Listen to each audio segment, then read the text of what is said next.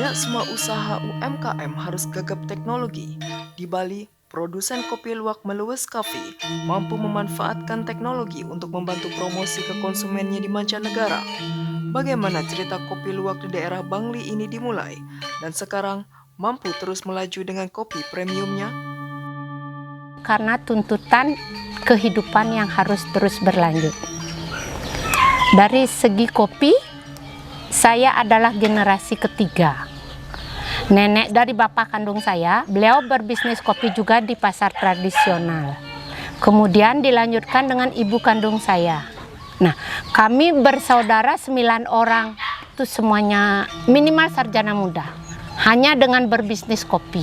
Di tahun 2006, mencoba kopi ini karena seorang teman dari Jepang yang namanya Misukiyaki yang sering datang ke rumah kami, yang selalu mengatakan, "Ibu Santi, di rumah ini terlalu banyak mulut, kamu terlalu banyak punya hewan yang biasa kami pelihara sebagai orang Bali, notabene orang Hindu yang memiliki rasa cinta kepada hewan dan lingkungan." Dari kunjungan, melihatlah di rumah kami itu ada 2 ekor luwak. "Ibu Santi, ini yang akan membuat kamu kaya." Saya belum terpikirkan, terinspirasi untuk mendapatkan sinergi positif dari luwak itu untuk kehidupan kami. Ternyata dijelaskan dalam memproduksi kopi luwak. Disuruh belajar di internet, disuruh belajar semua. Waktu itu internetnya tidak seperti sekarang, masih pakai colokan di atas untuk cari sinyal ya. Akhirnya sebelum dia pulang ke Jepang, saya dikasih uang 1 juta untuk membuat kandang. Saya disuruh menangkap atau menampung luwak-luwak yang ditangkap oleh petani. Karena dari dulu sampai sekarang luwak itu bagi petani adalah hama. Akhirnya punyalah kami luwak 12 ekor. Ketemulah teman-teman penghela pariwisata. Kami berjuang bersama mengambil pasar pariwisata dengan membuat agro. Di Ubud kita juga memperkenalkan semua tumbuhan yang bisa juga kita bersinergi positif dengan tumbuh-tumbuhan itu. Sisi positifnya, mulai kita mendapatkan rezekinya, mulai kita mendapatkan manfaatnya. Orang Bali, notabene Hindu, kami memiliki rasa ucapan terima kasih kepada hewan. Kalau kami spesialty untuk luwak. Walaupun yang hewan-hewan yang lain ucapan terima kasih juga, namanya tumpak kandang. Kami ucapkan terima kasih pada luwak-luwak itu. Terima kasih sudah bersinergi positif, terima kasih sudah mensupport kami untuk hidup dan kehidupan kami, sehingga kami bisa melangsungkan hidup dengan layak. Tumbuh-tumbuhannya juga, pohon kopinya juga, namanya tumpak udoh. Kita mengucapkan terima kasih sudah dikasih sumber red cherries-nya yang baik, yang ranum, yang segar, yang diminati dan disenangi oleh luwak. Jadi kami benar-benar bersinergi positif di alam semesta ini. Kita dibilang menekan luwak, saya bilang tidak. Karena saya juga memberikan kesempatan luwak itu kawin dan beranak pinak. Kemudian, kenapa kopi luwak itu sangat heboh? Karena kalau kopi biasa mungkin hanya ratusan ribu, kalau ini udah jutaan sekilonya. Kami sangat bangga punya produksi itu. Diajak jalan-jalan keliling dunia oleh kopi luwak.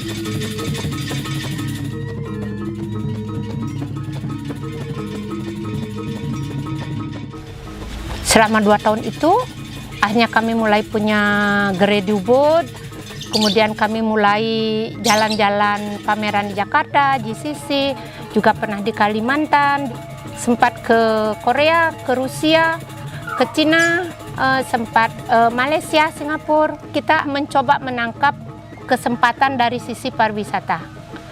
Yang kita kejar adalah wisata mancanegaranya. Kami memang punya teman mengajari kami dan memberikan kami logo ini. Teman dari Spanyol kasih hadiah ibu di ulang tahun perkawinan. Ini bercerita tentang perut luwak. Kopi red cherries dimakan oleh luwak, difermentasi dengan air liur dan enzim-enzim di perut luwak selama 6-8 jam.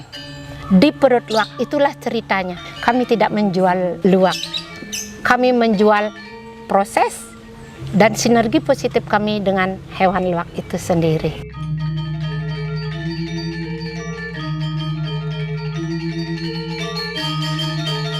Dua tahun awal dari 2006-2008 kami benar-benar harus invest di promosi dan marketing.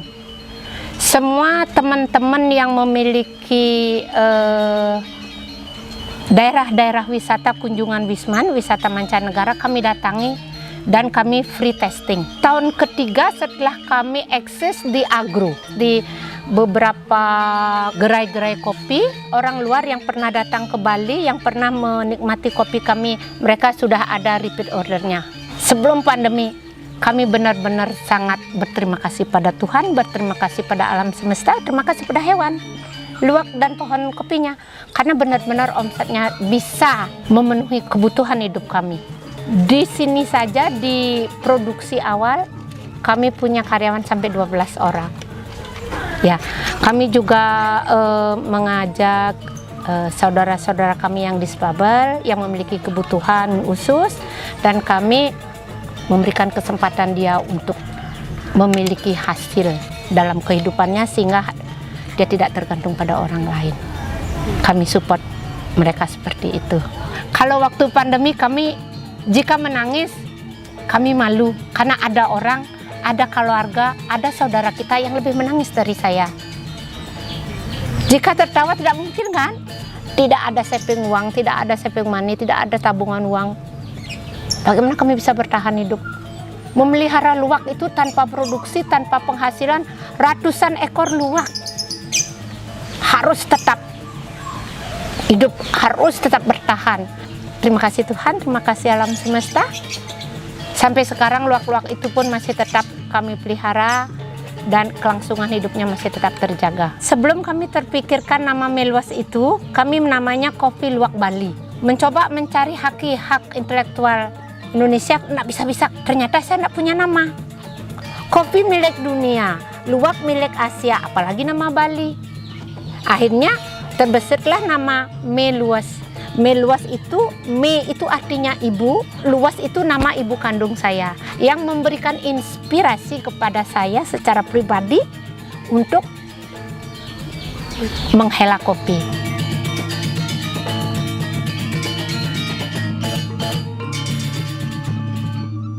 Di zaman sekarang yang serba teknologi ya namanya, itu sangat bantulah lebih untuk kita bisa juga nekan cost di promo ya. Dulu kan kita masih pakai flyer atau kartu nama, kita kesana sini pakai kartu nama. Sekarang udah, kalau udah digital kan lebih enak, kita share kemana lebih gampang. Kita ikuti loh apa yang bisa bantu biar gampang aja kita komunikasi sama mereka yang di luar negara lah. Artinya di sana ada gitu berkembang lagi, kita buat website, terus ada e-commerce ya kan, baru-baru buka e-commerce, ada ini kita coba semua. Kita promo di sana lebih enak, kenaikan omset sudah pasti karena kita satu biaya promo kita turunkan, terus jangkauan kita makin gede, jadi omset mungkin ya pasti naik lah, pasti naik mungkin ya 20 atau 25% pasti naik.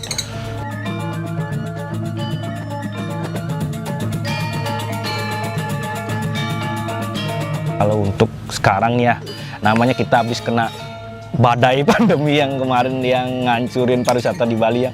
Yang pertama market kita kan di internasional ya. Strategi kita jalan di dua segmen sekarang.